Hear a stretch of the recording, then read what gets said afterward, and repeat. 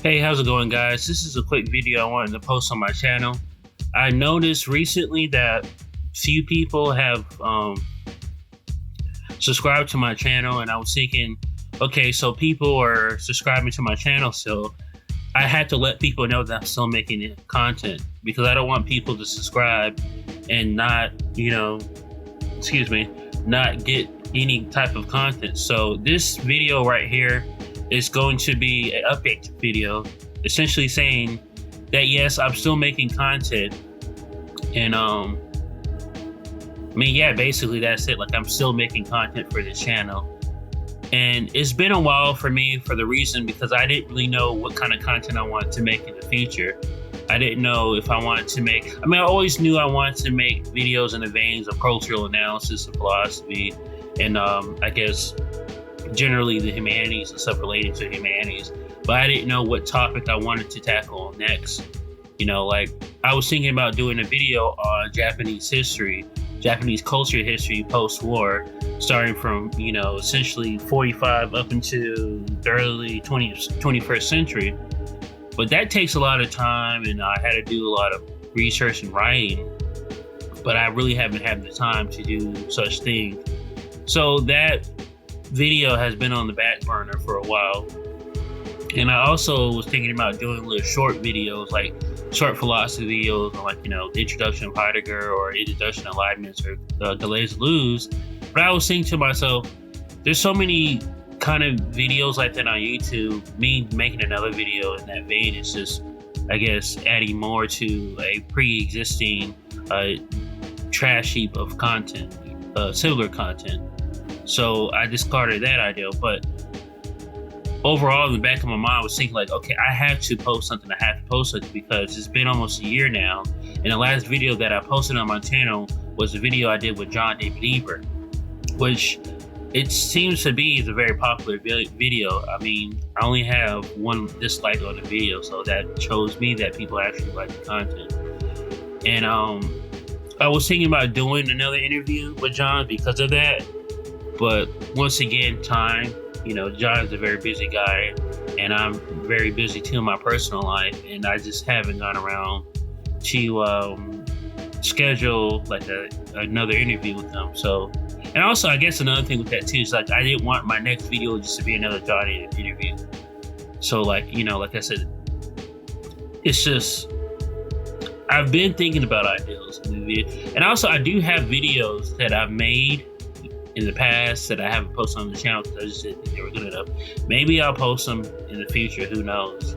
Like, for example, I did a video like last year on I apologize if I'm butchering his name, but he was a French philosopher for the mid 20th century. He was a French Hegelian philosopher. He was very influential in French studies of Hegel in the mid 20th century. A lot of people were influenced by his Hegel interpretation.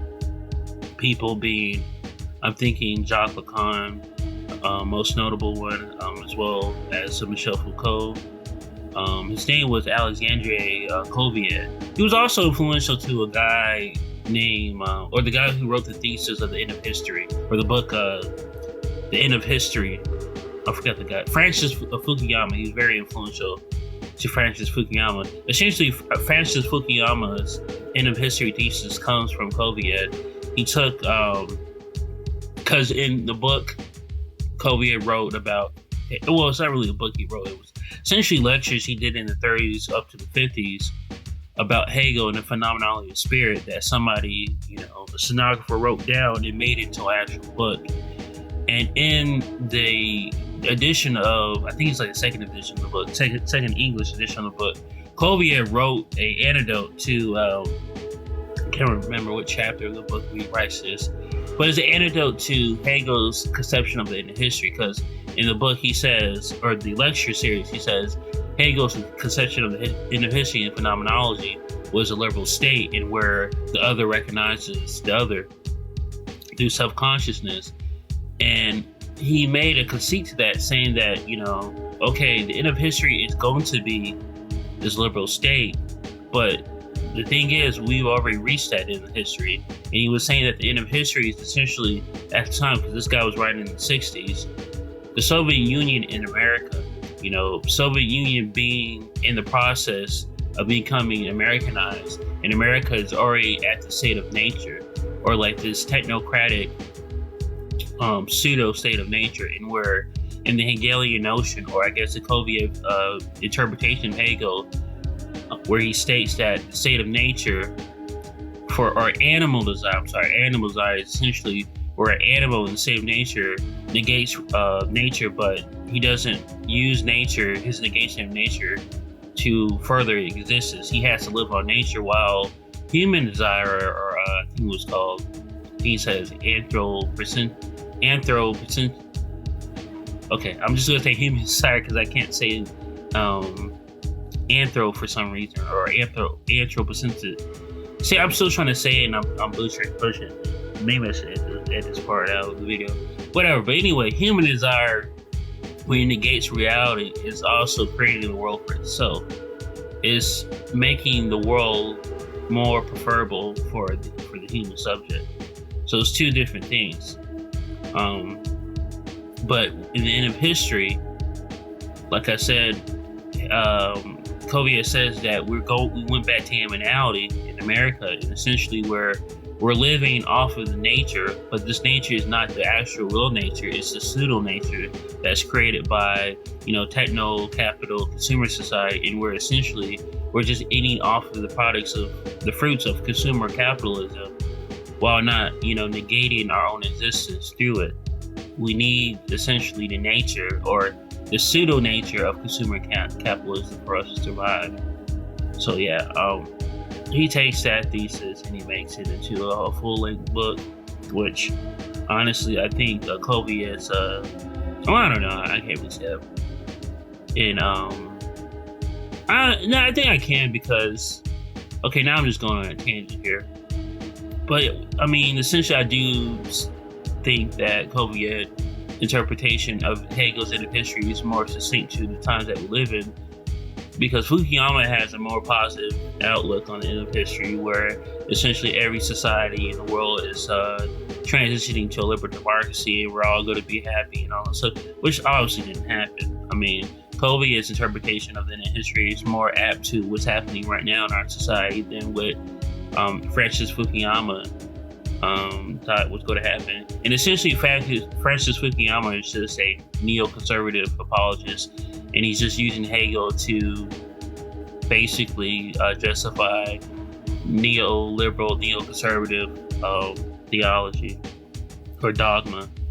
But that was a little, I'm sorry for that. It was kind of like a diversion right there. But yeah, basically, like I said, this video is just letting you guys know that I'm still making content, and content is coming very soon. And I think, don't hold my feet to the fire on this one, but I do believe that my next video is going to be the Japanese cultural history video, because I just recently rewatched Evangelion and it sparked my interest to finish the video. And the video, I'm just going to give you a quick outline on how the video is going to play out, how the video series is going to play out. So essentially, I'm going to make this video series three-part, and where I talk about three major aspects of Japanese cultural history since the post-war era, and how all these three aspects relate back to this universal theme of, the lack of identity that the Japanese face themselves, or having to face, and post-modernity, or I guess at this point in time, hyper-modernity. And you have Japanese anime being like the pseudo Japan for Japanese or Japanese youth coming from the post-war era, ascending to adulthood to buy into and to believe to believe that this is a real identity, like the previous identity in Japanese history.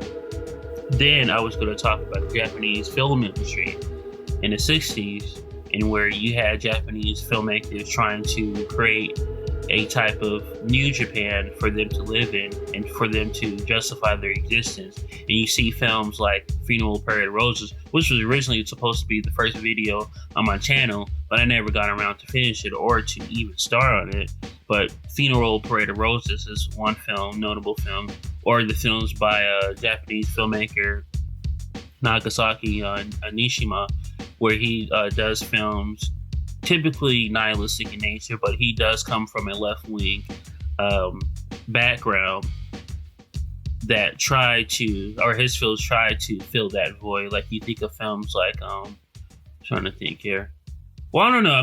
Yes, it's true, but I'm trying to think of films.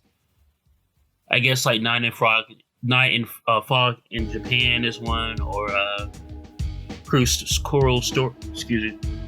Story, Youth, stuff like that.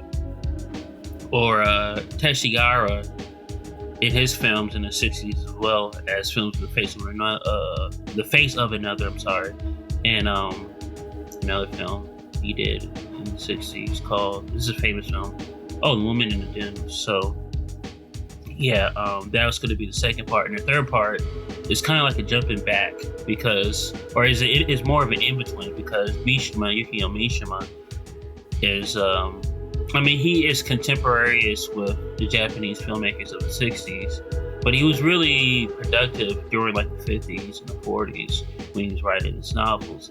But Yukio Mishima is kind of like the poster child of the schizophrenic lost identity of post-Japanese culture. And his works, especially stuff like Confessions of the Mask, his first work, or his tetralogy, and just many works that he written during the 50s and 60s and 40s kind of invoked this sentiment of lost identity, trying to fill the transcendental signified with something else that is as authentic and real as the previous Japanese identity. So yeah, that is going to be, I think that's going to be the next video series I'm going to post. And this video series is probably going to be in process. What I mean by that, it's going to take the rest of the year for me to complete, because this is going to be a pretty lengthy, detailed video series that I hope you guys enjoy. So yeah, that's everything I want to let you guys know. I'm still around and I'm still making content, and I hope you enjoy the content that I've already posted on my channel so far. And that's essentially it. If you like the channel, let people that you know about my channel, like and subscribe, or you already subscribed, but tell other people to subscribe. Share the video and tell people to subscribe to my channel. And that's it. Thank you.